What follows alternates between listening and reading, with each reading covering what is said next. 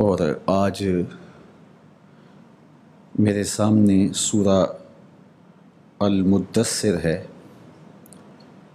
یہ بھی حضور علیہ السلام کے قلب اطہر پر نازل ہونے والی سورت اپنے دامن میں نور و نکھت، اجالے اور روشنیوں کا ایک جہاں رکھتی ہے۔ یہ سورت مکۃ المکرمہ میں نازل ہوئی اور 2 رکوع 54 آیات پر مشتمل اس سورت میں مضمون کا آغاز پوش اوڑھتے، کبھی وہ یمنی حلہ ہوتا اور کبھی لال دھاری دھار چادر ہوتی، تو وہ اتنی خوبصورت دکھائی دیتی کہ دیکھنے والے دیکھتے ہی رہ جاتے۔ حضرت جابر بن سمرہ رضی اللہ تعالی عنہ فرماتے ہیں کہ لیلۃ الادحیان تھی۔ لیلۃ الادحیان کہتے ہیں جب چاند اپنے پورے جوبن پہ ہو، 14ویں کی رات، اور حضور یمنی چادر اوڑھے استراحت فرما رہے تھے اور آسمانوں پر چاند بھی آب و تاب کے ساتھ چمک رہا تھا۔ میں کبھی چاند کو دیکھوں، کبھی حضور کے چہرہ انور کو۔ فائزہ ہوا احسن عندی من القمر، میں نے فیصلہ کیا چاند نہیں میرے حضور سونے۔ اللہ اکبر۔ تو اللہ جل شانہ ارشاد فرمایا، اے بالا پوش اوڑھنے والے، اے چادر کا جھرمٹ مارنے والے، اے پیارے محبوب۔ محبوبوں کی ادائیں بھی محبوب لگتی ہیں۔ جہاں پیار ہو، جہاں الفت ہو، تو وہاں ہر ادا اور ہر انداز زندگی خوبصورت دکھائی دیتا ہے۔ بعض اوقات ہوتا ہے کہ انداز زندگی یا ادا اتنی سونی ہوتی نہیں، لیکن محبت کی وجہ سے وہ خوبصورت دکھائی دیتی ہے۔ کہتے ہیں دیکھنے والے کی آنکھ میں خوبصورتی ہوتی ہے، لیکن یہاں معاملہ یہ نہیں ہے۔ معاملہ یہ ہے کہ حضور کی ہر ادا ہے ہی سونی، چونکہ حسن ترتیب پاتا ہی حضور کی اداؤں سے ہے۔ حسن کا معیار ہی وہ ہے جو حضور علیہ السلام سے وابستہ ہو۔ تو کہا یا ایھا المدثر، اے چادر اوڑھنے والے، قم فانذر وربک فکبر، آپ کھڑے ہو جائیے، اٹھیے اور اپنے رب کی تکبیر بولیے، رب کی بڑائی بولیے۔ نبوت کی گراں ذمہ داریوں کو نبھانے کا حکم دیا جا رہا ہے۔ حضور کو حکم قیام ہے کہ جو آپ کو عہدہ و منصب عطا کیا گیا ہے، آپ کے کندھوں پر جو ذمہ داریاں عائد کی گئی ہیں، آپ ان کو نبھانے کے لیے میدان عمل میں جلوہ گر ہوں اور پیغام حق کا ابلاغ کریں اور اپنے رب کی بڑائی بولیں، اپنے رب کی تکبیر بولیں۔ قم فانذر، آپ کھڑے ہو جائیے، فانذر، اور تنذیر کیجئے، لوگوں کو ڈرائیے۔ تنذیر اور تبشیر یہ نبی کے منصب ہیں۔ نبی مبشر بھی ہوتا ہے اور منذر بھی ہوتا ہے، بشیر بھی ہوتا ہے، نذیر بھی ہوتا ہے، خوشخبری بھی دیتا ہے، ڈر بھی سناتا ہے۔ تو کہا کہ قم، آپ کھڑے ہو جائیے، فانذر، اور تنذیر کیجئے، لوگوں کو اللہ کے عذابوں سے ڈرائیں اور انہیں بتائیں کہ ایک دن آنے والا ہے جس میں ایک ایک عمل کا حساب ہوگا اور تم نے اس کے حضور پیش ہونا ہے۔ وَرَبَّكَ فَكَبِّرْ، اور اپنے رب کی تکبیر بولیے، اپنے رب کی بڑائی بیان کیجیے۔ حضور سے بہتر کون رب کی بڑائی بیان کر سکتا ہے؟ اللہ کی تکبیر کے ترانے حضور علیہ السلام کی طرح کس نے پڑھے ہیں؟ اللہ اکبر۔ تو کہا اپنے رب کی بڑائی بولیے۔ وَثِيَابَكَ فَطَهِّرْ، اور اپنے لباس کو خوب صاف ستھرا رکھنے کا اہتمام کیجیے۔ صاف اور پاکیزہ لباس مبلغ کی شخصیت پر اثر انداز ہوتا ہے، اور جب وہ کسی سے مخاطبت کرتا ہے تو اس کو ستھرا اور پاکیزہ لباس زیب تن کرنا چاہیے، نہ کہ ایسا لباس جس سے لوگوں کو وحشت آتی ہو یا جس لباس سے گھن آتی ہو تو لوگ پھر قریب نہیں ہوتے۔ آپ کی شخصیت کے لوگ قریب ہوں گے تو پھر آپ کی دعوت کو قبول کریں گے۔ حضرت امام اعظم امام ابو حنیفہ علیہ رحمہ نے حضرت زید کو، جو ان کے شاگرد تھے، جب فارغ کیا علوم دینیہ سے تو کسی علاقے میں روانہ کرتے ہوئے وصیتیں کی کہ گھوڑا اچھا رکھنا، لباس خوبصورت زیب تن کرنا، لباس ستھرا ہونا چاہیے، چاہے اتنا زیادہ قیمتی نہ بھی ہو۔ پاکیزگی کا درس اسلام نے دیا ہے۔ صاف ستھرا رہنا، پاکیزہ رہنا، مصفہ اور مزکہ رہنا، یہ ہمارے دین کا تقاضا ہے۔ تو اللہ جل شانہ محبوب علیہ السلام کی وساطت سے تمام مبلغین کو یہ حکم ارشاد فرما رہا ہے۔ محبوب علیہ السلام کا لباس تو ستھرا تھا ہی، حضور کے بدن پر کبھی میل نہیں آتی تھی۔ حضور علیہ السلام جب پیدا ہوئے تو عند الولادت بچے لتھڑے ہوئے ہوتے ہیں اور پھر ان کو غسل دیا جاتا ہے۔ تو حضرت صفیہ رضی اللہ تعالی عنہا فرماتی ہیں جب حضور پیدا ہوئے تھے تو حضور کا بدن خوشبودار تھا۔ ولد رسول اللہ صلی اللہ علیہ وآلہ وسلم دہینا کہیلا، حضور جب پیدا ہوئے تو حضور کی آنکھوں میں سرما بھی لگا ہوا تھا اور حضور کے سر میں تیل بھی لگا ہوا تھا۔ اللہ اکبر۔ مقطوع السرہ، حضور جب پیدا ہوئے، ولد رسول اللہ صلی اللہ علیہ وآلہ وسلم مسرورا، اے مقطوع السرہ، حضور جب پیدا ہوئے تو حضور ناف بریدہ پیدا ہوئے۔ مختونا، حضور ختنہ شدہ پیدا ہوئے۔ خوشبو لگانے کے لیے جب آگے خاتون بڑھتی ہے تو دیکھتی ہے کہ بدن اطہر سے خوشبو نکل رہی ہے۔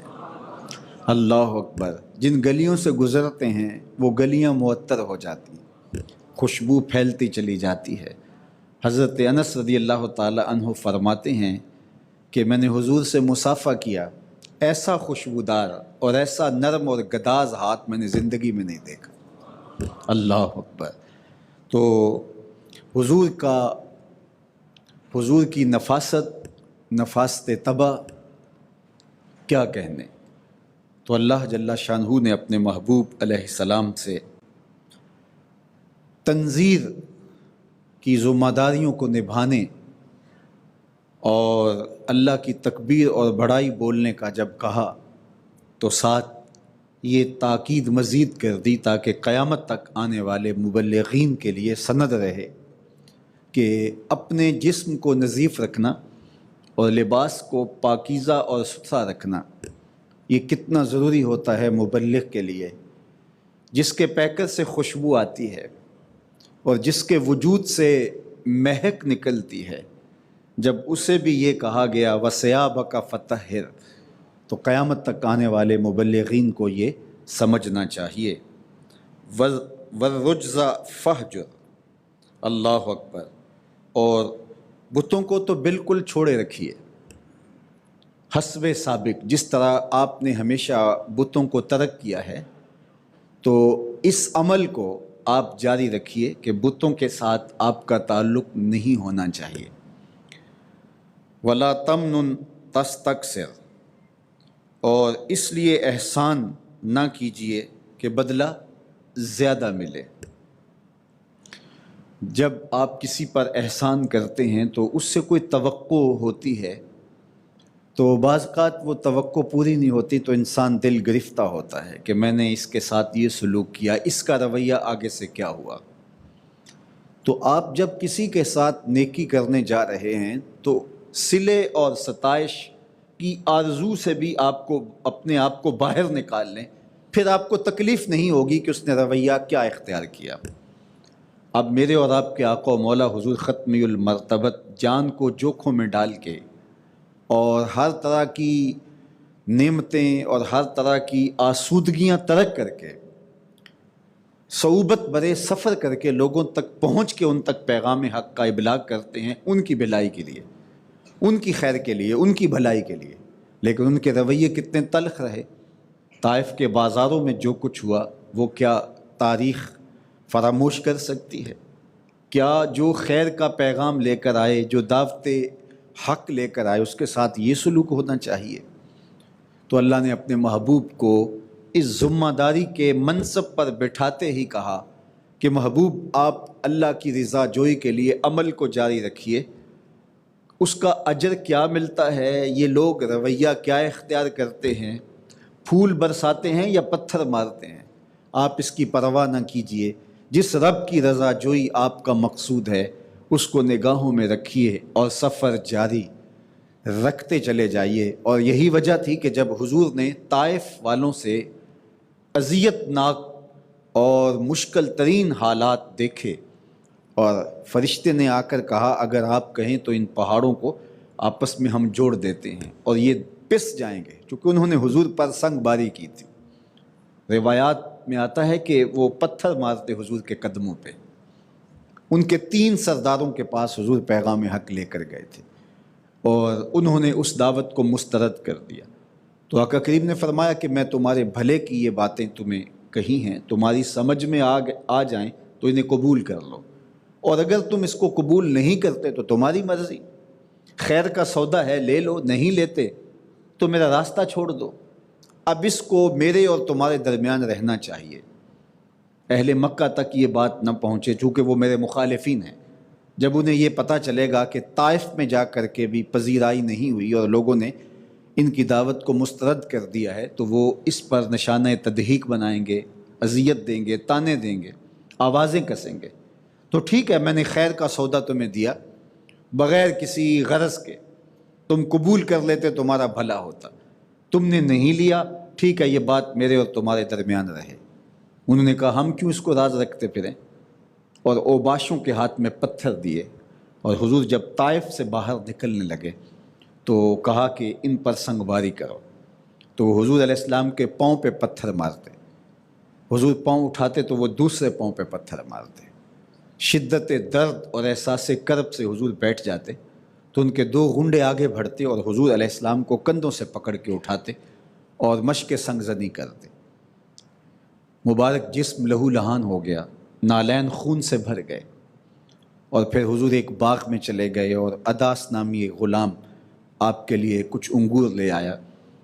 تو یہ موقع تھا کہ فرشتے آ کے عرض گزار ہوتے ہیں کہ اگر آپ کہیں تو ہم ان کو آپ کے سامنے توڑ کے رکھ دیں، ان 2 پہاڑوں کو آپس میں جوڑ دیں، جنہوں نے اذیتیں دیں آپ کو ان کو پیس کے رکھ دیں۔ اور حضور کے ہمراہ ہی یہ چاہ رہے تھے کہ ایسا ہو، انہوں نے تکلیف دی، جتنی اذیت پہنچائی، کہا کیا تھا، خیر کی دعوت دی تھی، لیکن حضور علیہ السلام نے فرمایا کہ میں ان کی نسلوں سے ایمان کی توقع رکھتا ہوں۔ یہ مبلغ ہوتا ہے، ان کی نسلوں سے ایمان کی توقع رکھتا ہے۔ تو آپ جن سے مخاطبت کر رہے ہوں، آپ جن کو خیر کی راہوں پہ لانا چاہ رہے ہوں، کبھی ایسا ہوتا ہے کہ وہ الٹا آپ کو اپنا دشمن سمجھ بیٹھتے ہیں۔ تو سچا مبلغ مایوس نہیں ہوتا، وہ عمل کے تسلسل کو کبھی بھی ختم نہیں ہونے دیتا کہ یہ نہیں تو ان کی نسلیں صحیح، اور وہ نہیں تو پھر ان کی نسلیں صحیح۔ تو حضور نے جو جملہ ارشاد فرمایا وہ یہ تھا، مجھے ان کی نسلوں سے ایمان کی توقع ہے۔ تو جلد بازی تبلیغ کو غیر مؤثر کر دیتی ہے۔ جب بندہ کہے کہ میں نے جو کہا ہے اس کا فوری اثر میں دیکھنا چاہتا ہوں، فوری نتیجہ میرے سامنے آنا چاہیے، اور نتیجہ بھی میری مرضی کے مطابق آنا چاہیے۔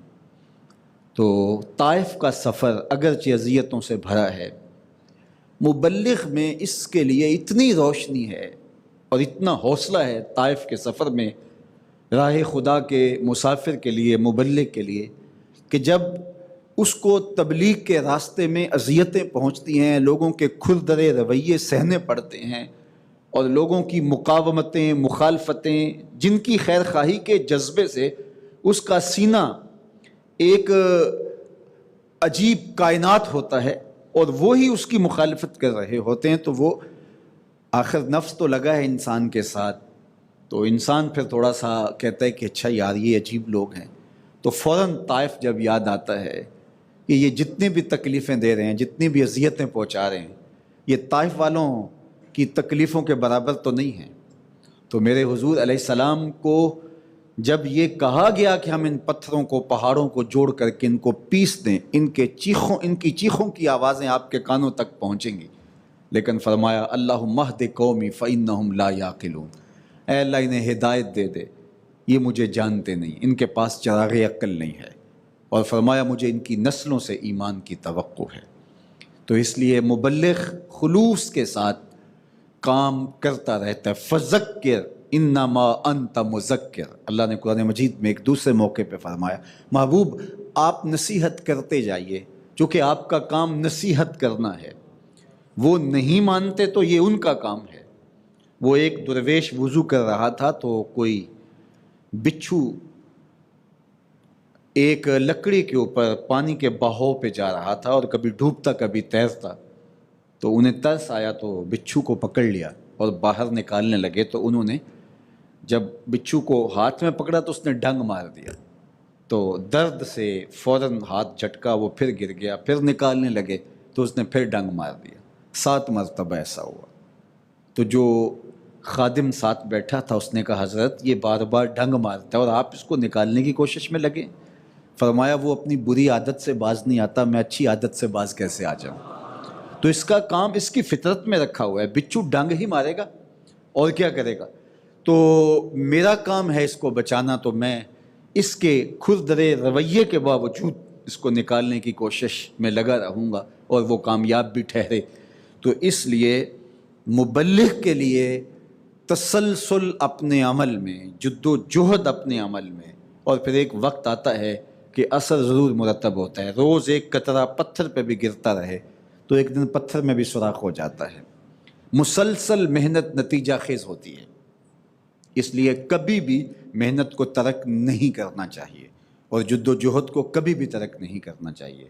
اچھا کبھی ایسا ہوتا ہے کہ واقعتاً جس کو آپ تبلیغ کرنے جا رہے ہیں اور وہ بالکل آپ کی بات سن ہی نہیں رہا، تو آپ کا فریضہ تبلیغ کرنا تھا تو آپ نے ادا کر دیا، آپ کا فریضہ ادا ہو گیا، آپ کو تو ثواب ملا۔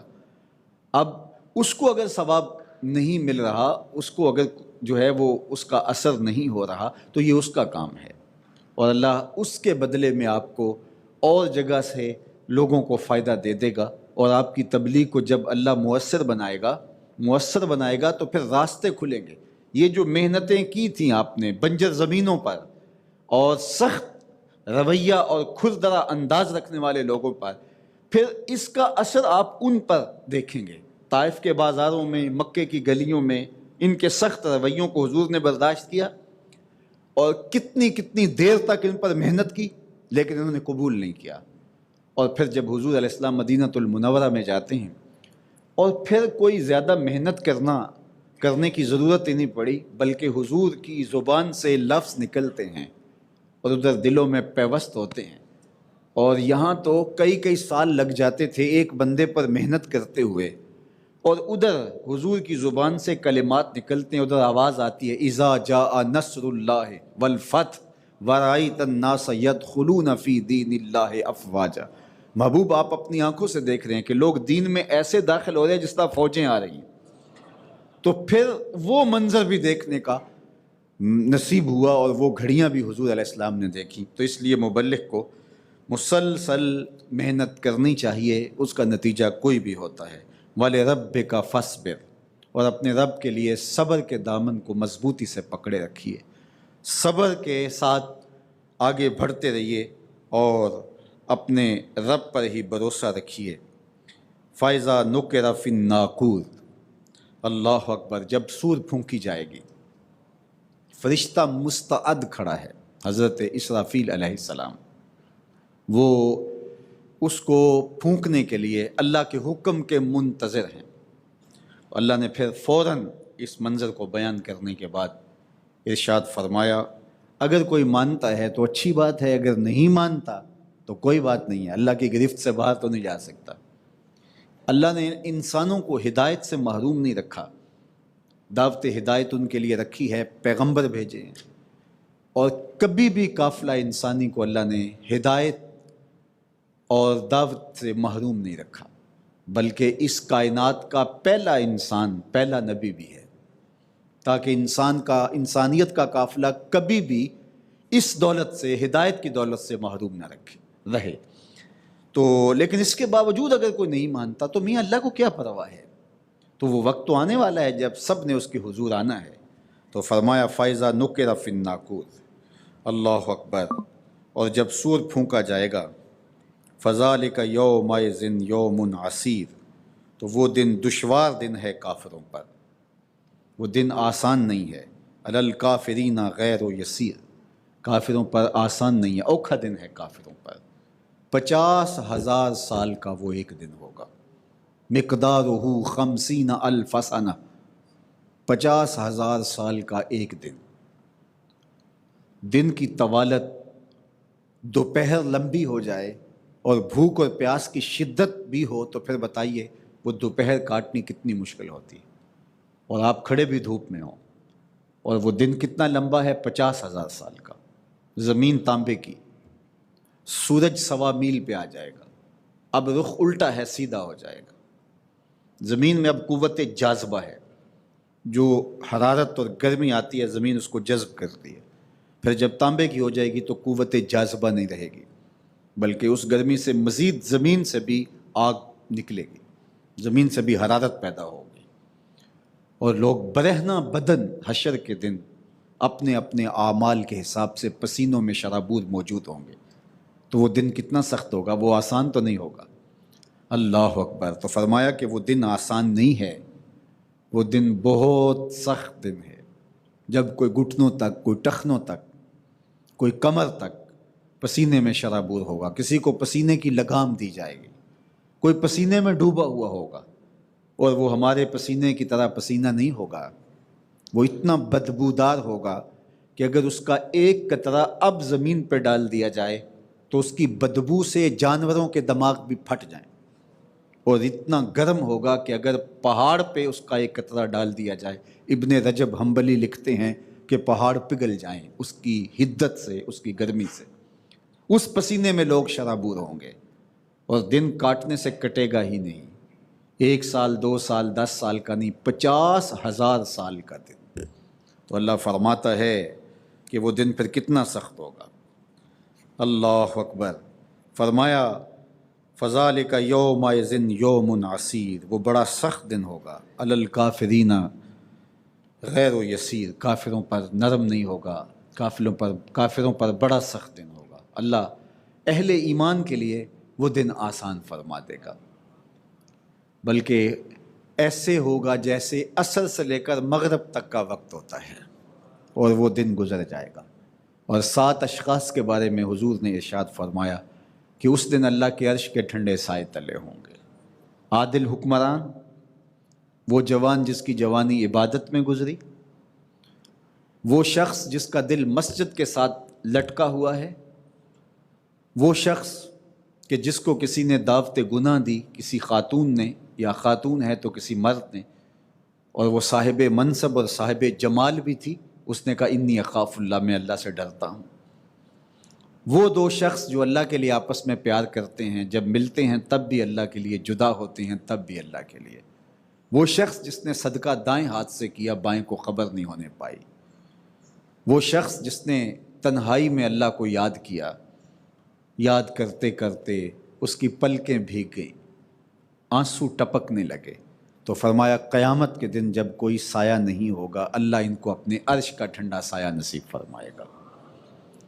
عصر کے سے لے کر مغرب تک کے وقت تک یہ 50,000 سال کا دن گزر جائے گا۔ اہل ایمان پر تو آسان ہوگا نا یہ دن، اس لیے کہ اس دن حضور کا دیدار بھی ہوگا۔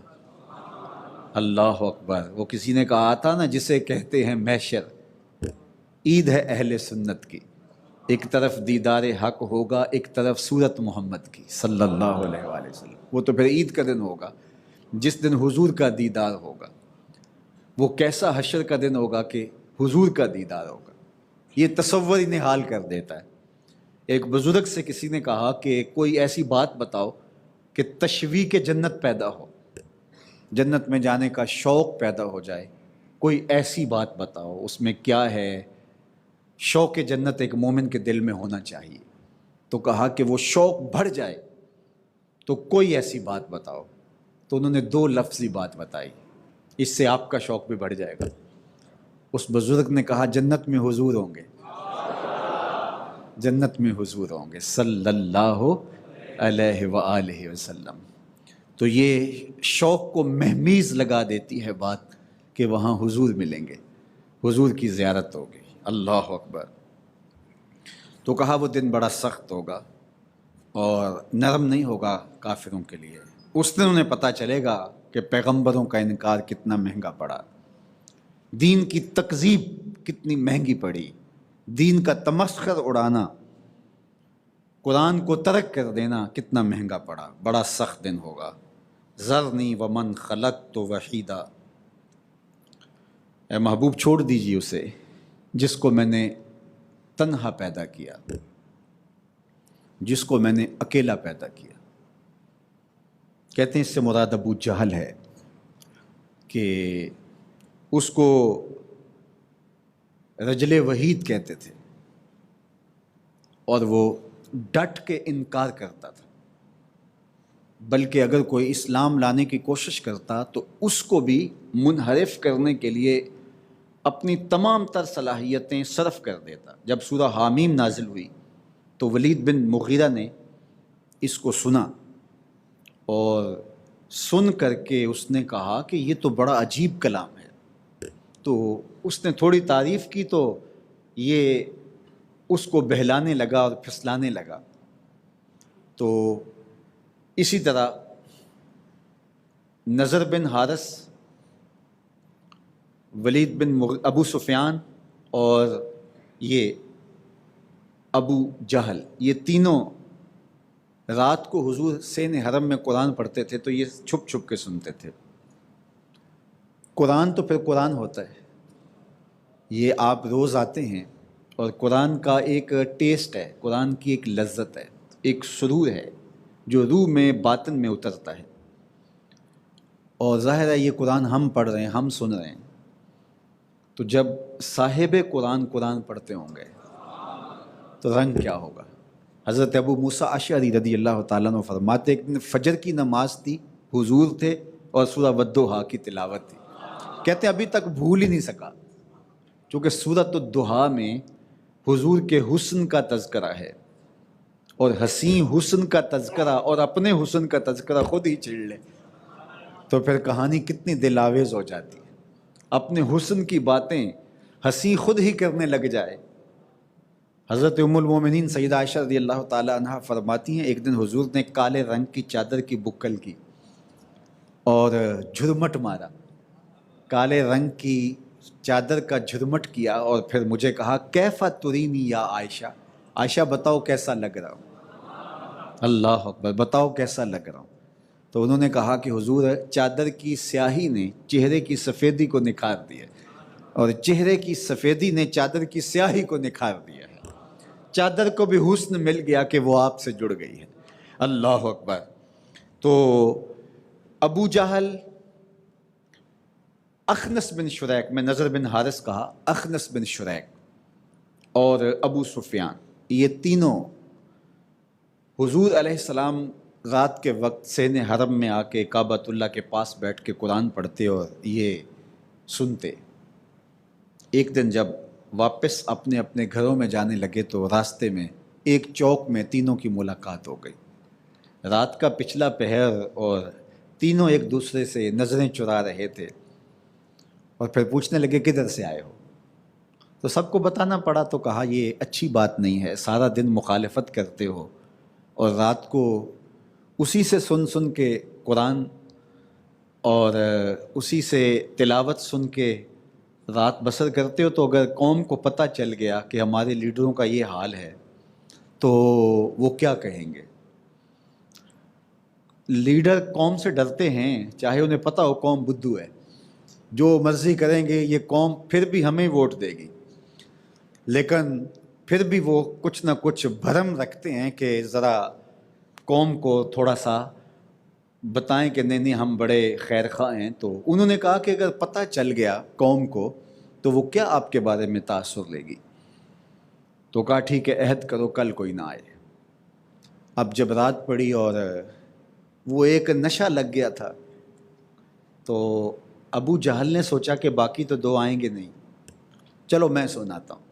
اخنس بن شریک نے بھی یہی سوچ لیا اور ابو سفیان نے بھی یہی سوچ لیا۔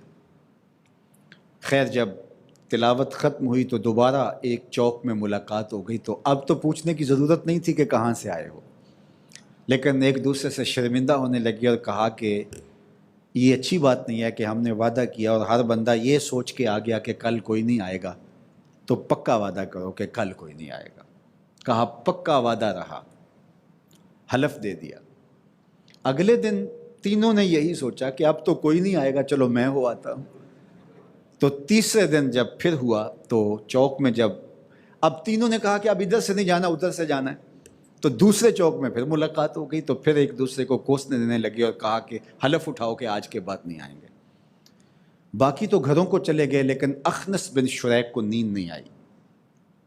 اس نے روایت میں ہے کہ لمبا سا ایک عصا پکڑا، ڈنڈا پکڑا اور جا کے ابو سفیان کے گھر کے دروازے پہ مارا۔ وہ باہر نکلا اور کہا سچ بتا، 3 دن سے جو کلام سنتے رہے ہیں اس کے بارے میں تیری رائے کیا ہے؟ تو ابو سفیان نے کہا کہ میں نے کچھ چیزوں کو سمجھا ہے اور کچھ چیزیں میری سمجھ میں نہیں آئیں۔ اس طرح بات کو پھرا دیا، کہا چل ابو الحکم کے پاس چلیں۔ ابو جہل کو ابو الحکم کہتے تھے۔ گئے اور جا کے دروازے پہ دستک دی۔ وہ باہر نکلا تو اس نے کہا کہ اخنس، ابو سفیان خیر ہے اس وقت آئے ہو؟ تو بغیر کسی تعامل کے اخنس بن شریک بولا کہ سچ بتا، جھوٹ نہیں بولنا، ڈنڈی نہیں مارنی، 3 دن سے جو کلام ہم سن رہے ہیں اس کے بارے میں تیری رائے کیا ہے، اندر سے بتانا۔ ابو جہل نے جو لفظ کہے سنیے۔ اس نے کہا کہ اخنس، رفادہ اور سقایا یہ 2 تو پہلے ہی بنو ہاشم کے پاس ہیں، یہ 2 اعزاز تو پہلے ہی اس خاندان کے پاس ہیں، اور اگر نبوت بھی اس گھر کی مان لیں تو پھر ہماری سرداری کدھر گئی، ہماری چودراہٹ تو ختم ہو گئی۔ تو اخنس بن شریک نے کہا پھر اس کا مطلب یہی ہوا کہ تم اپنی جھوٹی سرداری کے بت کی پوجا کر رہے ہو اور حقیقت کا انکار کر رہے ہو۔ تم مانو نہ مانو، میں محمد کا کلمہ پڑھنے جا رہا ہوں صلی اللہ علیہ وآلہ وسلم۔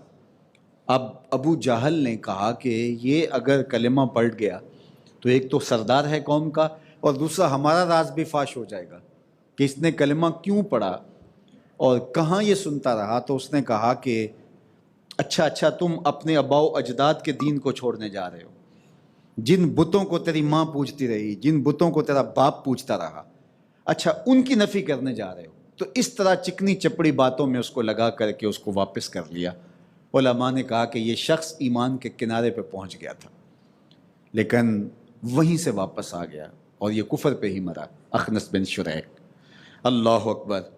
تو اسی طرح کوئی بھی اسلام لانے لگتا تو یہ مزاحم ہوتا۔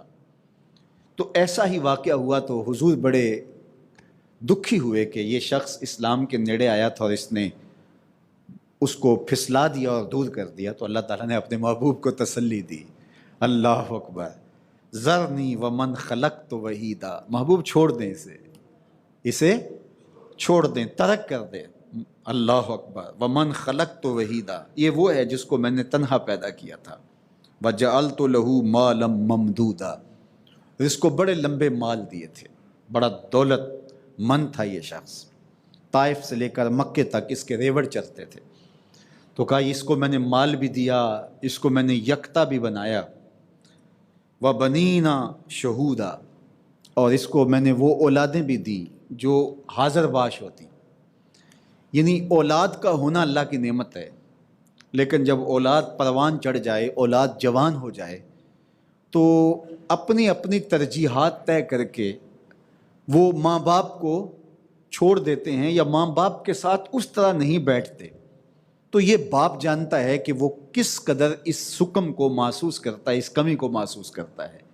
بہترین اولاد وہ ہوتی ہے کہ جو اپنے باپ کے پاس بیٹھے، باپ کی بہترین دوست بھی ہو، باپ کی قربت میں بیٹھے، باپ کی مٹھی چابی کرے، باپ کے ساتھ بیٹھ کر کے اسے مسرت ہو، اسے خوشی ہو، تو باپ پھر جوان ہو جاتا ہے۔ آپ اس شخص کو دیکھیں جس کی اولاد اس کے گرد رہتی ہے، ہمیشہ اس کے آس پاس رہتی ہے، وہ شخص جلدی بوڑھا نہیں ہوگا۔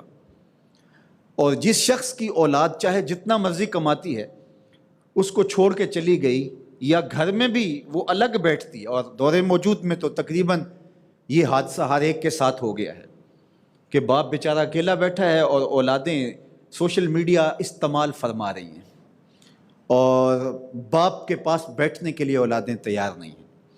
اس فتنے نے ماؤں سے بیٹے چھین لیے اور بیٹیاں چھین لی، اور باپوں سے بیٹے اور بیٹیاں چھین لی، بھائیوں سے بھائی چھین لیے، استادوں سے شاگرد چھین لیے، پیروں سے مرید چھین لیے۔ معاشرے کا سارا حسن گہنا گیا اس فتنے سے۔ تو بہترین اولاد وہ ہوتی ہے جو باپ کے ارد گرد رہے، باپ کی صحبت میں رہے، باپ کے پاس بیٹھے، باپ کے پاس آنا جانا رکھے۔ تو قرآن ہے، قرآن نے کہا کہ ابو جہل ہم نے تجھے اولاد دی تھی جو شہود تھی، اس کے 10-12 بیٹے تھے اور اس کے پاس اس کے ساتھ جڑے رہتے، تو کہا کتنا بڑا انعام کیا تھا، تجھے مال بھی دیا اور اولاد بھی دی جو تیرے ساتھ رہتی، وَبَنِينَ شَهُودًا، اور ایسے بیٹے جو تیرے ساتھ چمٹے رہتے، لگے رہتے، وَمَهَّدتُّ لَهُ تَمْهِيدًا، اور سامان دیا بہت خوب، اور بہت سارا سامان، ساز و سامان، زندگی کے ساری جو آسودگیاں ہوتی ہیں اور ساری جو ضروریات ہوتی ہیں وہ باہم پہنچائیں۔ ثم یطمع ان ازید، اب یہ طمع کرتا ہے کہ مجھے اور بھی ملے، جبکہ اتنا کچھ دینے کے بعد ہمارا تقاضا کیا تھا؟ ہمارے پیغمبر کو مان لے، رسول کی صحبت میں آئے، زندگی گزار لے شریعت کے بتائے ہوئے ضابطے کے مطابق۔ یہ اتنی بڑی نعمتوں کے باوجود بھی ہماری اس دعوت کو مسترد کرتا ہے، بلکہ لالچ کرتا ہے کہ مجھے اور بھی مال و دولت ملے۔ انہ کان لآیاتنا عنیدا، بے شک ہماری آیات کا مخالف ہے، دشمن ہے، عنید ہے۔ سأرہقہ صعودا، کلا انہ کان لآیاتنا عنیدا، ایسا ہرگز نہیں، یہ آرزو کرتا ہے کہ مجھے اور مال ملے، لیکن ایسا ہرگز اب نہیں ہوگا۔ ہم نے بڑا تجھے دیا، نوازا، لیکن جب پیغمبر کو ماننے کی باری آئی تو دوسروں کو بھی پھسلا کے دور کرتا ہے۔ علماء تفسیر نے لکھا ہے اس کے بعد پھر اس کا مال کم ہونے لگا، اس کی اولاد اس سے پیچھے ہٹنے لگی، یہ تنہا ہونے لگا اور ذلت کے گڑھے میں بتدریج گرنے لگا۔ اللہ اکبر۔ فرمایا یہ تو دنیا کے اوپر تیری ذلت ہے۔ سأرہقہ صعودا، جہنم میں ایک صعود پہاڑ ہے جو آگ کا بنا ہوا ہے، کہا ہم تجھے اس پہاڑ پہ چڑھائیں گے۔ اللہ اکبر۔ 70,000 سال لگتے ہیں اس پہاڑ پہ چڑھتے ہوئے، اس پہ تجھے چڑھایا جائے گا جو آگ کا بنا ہوا پہاڑ ہے۔ انہ فکر وقدر، بے شک اس نے سوچا اور اندازہ لگایا۔ فقتل کیف قدر، مر جانے نے کیسا اندازہ لگایا۔ فقتل، بیڑا غرق ہو اس کا، قتل قتل کیا جائے، مر جائے، اس مر جانے نے کیسا اندازہ لگایا۔ پیغمبر رحمت جلوہ گر ہوئے، اس نے چاند کو ٹکڑے ہوتے دیکھا، سورج کو پلٹ کے عصر کے وقت پہ آتے ہوئے دیکھا، درختوں کو گواہیاں دیتے دیکھا، اس کی مٹھی میں کلمے اس پتھروں نے محمد عربی کے پڑھے، لیکن یہ بدبخت کیسا اندازہ کرتا رہا کہ میں ان کو ختم کر لوں گا اور میں سردار بنوں گا۔ اللہ اکبر۔ سوچا اور غلط اندازہ اس نے لگایا۔ اللہ فرماتا فقتل کیف قدر، تو غارت کیا جائے اس نے کیسا اندازہ لگایا۔ ثم قتل کیف قدر، اللہ کے قہر کے کوڑے برس رہے، فرمایا پھر یہ قتل کیا جائے، پھر یہ مر جائے، پھر یہ رسوا ہو اور غارت ہو، کیسا اس نے اندازہ لگایا۔ ثم نظر، یہ سارا اندازہ لگا کے سوچ کے ثم نظر، پھر اس نے دیکھا۔ ثم عبسا، پھر ماتھے پہ شکنے لے کے آیا، تیوری چڑھائی، پیغمبر کی دعوت کی تکذیب کی، اور جس طرح اس دعوت کو اس نے مسترد کیا اس کا انداز بڑا بھونڈا تھا۔ اس نے تیوری چڑھائی، ماتھے پہ شکنے آئیں، وبصر، اور منہ بگاڑا، ثم ادبر، پھر اس نے پیٹھ پھیری، واستکبر، اور تکبر کیا۔ جس طرح اس نے تکذیب کی، جس طرح اس نے تکبر اور غرور کیا، ایسا کسی نے نہیں کیا۔ حضرت عبداللہ ابن مسعود رضی اللہ تعالیٰ عنہ فرماتے ہیں کہ جب غزوہ بدر تھا اور میں تلوار لیے آگے بڑھا تو دیکھا کہ ایک شخص گرا پڑا ہے، تو میں نے دیکھا تو وہ ابو جہل تھا، تو میں نے اس کی گردن کاٹنا چاہی، زخمی تو پڑا ہوا تھا، تو میں نے اس کی گردن کاٹنا چاہی، تو اس نے کہا کون ہو؟ میں نے کہا عبداللہ ابن مسعود۔ اس نے کہا اچھا، ایک چرواہے کا بیٹا سردار کی گردن کاٹے گا؟ یہ وقت بھی آنا تھا۔ تو کہتے ہیں مجھے بڑا غصہ آیا کہ یہ زندگی اور موت کی کشمکش میں ہے، آخری سانسیں لے رہا ہے، سسک رہا ہے، اور اس کا تکبر اور غرور اتنا۔ تو مجھے اور غصہ آیا اور میں تلوار لے کے آگے بڑھا، تو جب میں کاٹنے لگا گردن تو مجھے کہنے لگا کہ ایک کام کرنا کہ میری گردن کندھوں کے قریب سے، کندھے کے قریب سے رگڑ کے کاٹنا، تاکہ جب سر پڑے ہوئے ہوں سردار کا سر اونچا نظر آئے۔ تو کہتے ہیں کہ میں جب اس کی گردن کاٹ لی تو حضور علیہ السلام کے پاس آیا اور میں نے کہا حضور اتنا متکبر، اتنا مغرور کہ اس نے کہا پہلے تو کہ ایک چرواہا میری گردن، چرواہے کا بیٹا میری گردن کاٹے گا، اور پھر کہا کہ رگڑ کے کاٹنا تاکہ میرا سر اونچا دکھائی دے۔ تو فرمایا کہ میرا جو فرعون ہے وہ موسیٰ کے فرعون سے بڑا ہے۔ تو اس کا انداز تکذیب دیکھیے۔ یار اگر کوئی بات سمجھ میں نہیں آئی تو بندہ اس کا انکار کر دے، تو وہ بھی ایک بات ہوتی ہے۔ انکار تو پیغمبروں کا انکار ہی ہے، چاہے سمجھ میں نہ آئے تب بھی انکار ہی ہے، لیکن جو بھونڈا انداز اس نے اختیار کیا، اور اللہ کا قہر و جلال دیکھیے۔ فرمایا انہو فکرا وقدرا، اس نے سوچا پھر اس نے اندازہ لگایا، فقتل کیف قدرا، اللہ کہتا ہے مر جانے نے کیسا اندازہ لگایا۔ اس غارت ہو، اس کا بیڑا غرق ہو، دوسرے لفظوں میں اس کا یہ ترجمہ کیجیے، بیڑا غرق ہو اس کا، اس نے کیسا اندازہ لگایا۔ ثم قتل کیف قدرا، اس کا بیڑا غرق ہو، اس نے کیسا اندازہ لگایا۔ ثم نظرا، پھر نظر اٹھا کے دیکھا، ثم عبسا، پھر ماتھے پہ شکنے لے آیا، وبصرا، اور پھر اس نے منہ بسورا، منہ بگاڑا، ثم ادبرا، پھر پیٹھ پھیری، واستکبرا، اور تکبر کیا۔ یہ تھا اس کا انداز۔ اور پھر کیا کہا؟ فقال ان ھذا الا سحر یوسر، بولا یہ تو جادو ہے۔ حضور کی دعوت کو، قرآن کو انکار کرنے کے لیے پہلے ان کو سنا، پھر ایسا غور کرتا رہا جس طرح یہ سمجھنا چاہ رہا ہے، پھر اس نے اپنے طور پہ غلط اندازہ لگایا، مر جانے نے غارت ہو یہ اس نے کیسا اندازہ لگایا، پھر اس نے نظر اٹھا کر کے بڑے عجیب انداز میں دیکھا، پھر ماتھے پہ تیوری آئی، پھر اس نے منہ بسورا، پھر اس نے پیٹھ پھیری، پھر اس نے مغرور ہو کے کہا ان ھذا الا سحر یوسر، یہ تو جادو ہے، یہ تو مؤثر جادو ہے۔ ان ھذا الا قول البشر، یہ تو بشر کا کہا ہوا ہے، یہ تو بشر کی باتیں ہیں، یہ تو بشر کا کلام ہے۔ یہ دو جملے اس نے کہے، اس کی بولی دیکھیے اور اس کا انداز انکار دیکھیے۔ اب اللہ تعالیٰ جل شانہ نے جو ارشاد فرمایا ذرا اس کی کاٹ بھی دیکھیے، سأصلیہ سقر، اللہ فرماتا ہے اچھا ہاں ان قریب تجھے بھڑکتی ہوئی آگ میں ڈالیں گے۔ سأصلیہ ان قریب ہم تجھے ڈالیں گے سقر، بھڑکتی ہوئی آگ میں۔ پھر رب کا قہر دیکھی، وما ادراک ما سقر، اے مخاطب تو جانتا ہے کہ وہ سقر کیا ہے، وہ آگ کیا ہے؟ لا تبکی ولا تذر، وہ ایسی آگ ہے نہ مرنے دے گی نہ جینے دے گی، نہ تجھے باقی رکھے گی نہ تجھے چھوڑے گی۔ اللہ ثم لا یموت فیہا ولا یحییٰ، سورہ الاعلیٰ کے اندر ارشاد فرمایا اس میں بندہ نہ مرے گا نہ جیے گا۔ مرے گا اس لیے نہیں کہ موت نہیں ہوگی، اور جیے گا اس لیے نہیں کہ وہ جینا ہوگا۔ وہ اس آگ سے 70 گنا تیز ہے، اور جہنمی کو اگر اس آگ سے نکال کر کے اس دنیا کی آگ میں رکھ دیا جائے یہ جو لوہے والی بھٹی ہوتی ہے اس میں اگر ڈال دیا جائے تو اس کو نیند آ جائے. اس آگ اور اس آگ کا اتنا فرق ہے. اللہ اکبر.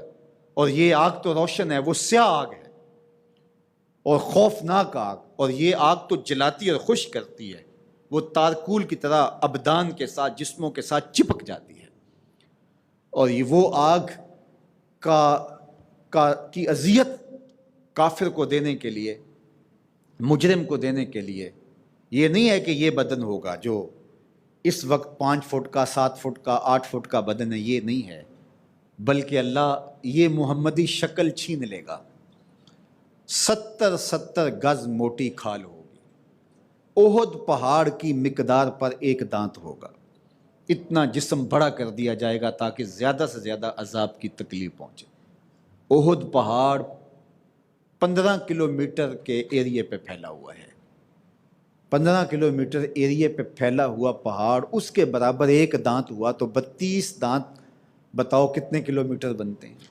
اور پھر جس منہ میں ہوں گے وہ منہ اور وہ چہرہ کتنا بڑا ہوگا، وہ جسم کتنا بڑا ہوگا.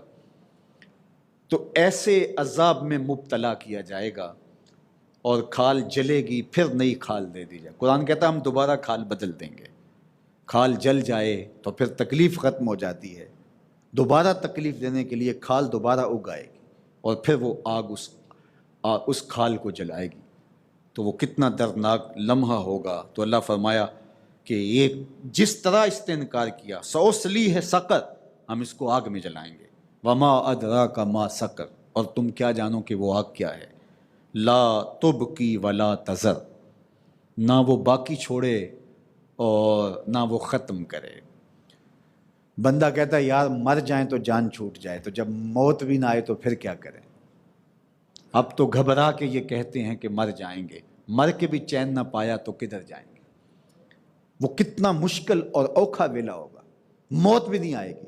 حدیث پاک میں آتا ہے جنتی جب جنت میں چلے جائیں گے اور جہنمی جہنم میں چلے جائیں گے تو اللہ جل شانہ موت کو مینڈے کی شکل میں حشر کے میدان میں لائے گا. جنتیوں کے دل میں ایک ہی خدشہ ہوگا، کھٹکا ہوگا، کہیں موت نہ آ جائے. اور جہنمیوں کے دل میں ایک ہی موہوم سی امید ہوگی، کہیں موت آ جائے تو جان چھوٹے، مر جائیں تو جان چھوٹے. جب تکلیفیں بڑھ جاتی ہیں تو لوگ خودکشی کر لیتے ہیں، کہتے ہیں چلو مصیبت سے جان چھڑا لیں. یہ نہیں جانتے ہوتے کہ پھر وہ مصیبت تو مسلسل پھر ساتھ جڑ گئی. جو بندہ خودکشی کرتا ہے تو جس صورت میں خودکشی کرتا ہے قیامت تک اس کو لمحہ لمحہ وہی عذاب دیا جاتا ہے. تو اب وہ کہیں گے مر جائیں اور جان چھوٹ جائے. پھر مینڈے کی شکل میں موت کو لایا جائے گا اور ذبح کیا جائے گا. جنتی جنت سے، جہنمی جہنم سے اس منظر کو دیکھ رہے ہوں گے. اور جب جہنمیوں کے سینے سے موہوم سی امید کا وہ چراغ بھی بجھ جائے گا. اب تو کہتے ہیں شاید کبھی موت آ جائے، لیکن جب موت کو اپنی آنکھوں کے سامنے مرتا دیکھیں گے تو پھر اتنے دکھ میں مبتلا ہوں گے کہ حدیث پاک میں آتا ہے اگر موت کو موت نہ آئی ہوتی یہ صدمے سے مر جاتے. اور جہنمی اتنے خوش ہوں گے اگر موت کو موت نہ آئی ہوتی تو یہ خوشی سے مر جاتے. تو پھر موت بھی نہیں ہے. مریں گے اس لیے نہیں کہ موت نہیں ہے، اور جئیں گے اس لیے نہیں کہ وہ جینا ہے کہ اوپر بھی آگ، نیچے بھی آگ، دائیں بھی آگ، بائیں بھی آگ، آگے بھی آگ، پیچھے بھی آگ.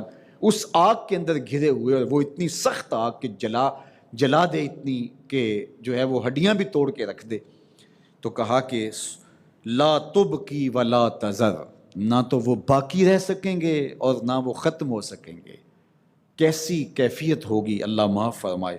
لواحۃ للبشر، فرمایا کہ وہ جلسہ دینے والی ہے کھال کو، وجود کو، چہروں کو. علیہا 19، اس میں 19 فرشتے مقرر کیے گئے ہیں. اس آگ پر، اس جہنم پر 19 فرشتے مقرر کیے گئے ہیں. اللہ اکبر. مالک دوزخ، جو خازن دوزخ، اس کا نام، اس فرشتے کا نام مالک ہے، اور اس کے تحت 18 فرشتے ہیں جو پورے دوزخ کو کنٹرول کریں گے.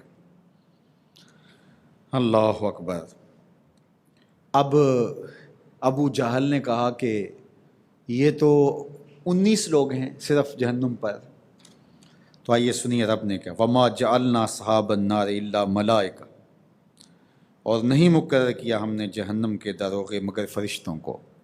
وہ فرشتے ہوں گے، فرشتہ تو ایک بھی کافی ہوتا ہے، بڑے بڑوں کے زور توڑ دیتا ہے ایک فرشتہ، تو وہ کوئی دنیا کی انتظامیہ تو نہیں ہوگی، دنیا کے مقرر کردہ لوگ تو نہیں ہوں گے کہ جن کو بہلا لیا جائے، پھسلا لیا جائے، رشوت دے لی جائے۔ وہ اللہ کے فرشتے ہوں گے۔ وَمَا جَعَلْنَا عِدَّتَهُمْ إِلَّا فِتْنَةً لِلَّذِينَ كَفَرُوا۔ تو یہ 19 کا عدد بیان کیوں کیا؟ یہی کہہ دیا جاتا کہ وہاں ہم نے فرشتے مقرر کر رکھے ہیں، تو کہا کہ یہ عدد ہم نے کیوں قرار دیا؟ تو کہا وہ اس لیے ہم نے نہیں قرار دیا ان کے لیے اس شمار کو تاکہ ان کی آزمائش ہو جنہوں نے کفر کیا۔ وَلْيَسْتَيْقِنَ الَّذِينَ أُوتُوا الْكِتَابَ، اور ان کو مزید یقین ہو جائے جن کو کتاب دی گئی۔ وَيَزْدَادَ الَّذِينَ آمَنُوا إِيمَانًا، اور اہل ایمان کا ایمان بڑھ جائے۔ اللہ اکبر، یعنی تعداد تک بتا دی تاکہ ان کے یقین میں اضافہ ہو۔ ویسے کہہ دیا جاتا کہ فرشتے مقرر ہیں، اس سے بھی یقین ہوتا ہے۔ جب متعین تعداد بیان کر دی جائے 19 ہیں تو پھر یقین بڑھ جاتا ہے، اہل ایمان کا یقین بڑھ جائے، اور کافروں کو خوف و ہراس میں مبتلا کرنا کہ وہ 19 فرشتے ہیں جو جہنم پر داروغے بن کے ہیں بیٹھے ہیں، اور وہ عذاب دینے کے لیے ہیں اور مستعد اور فعال ہیں۔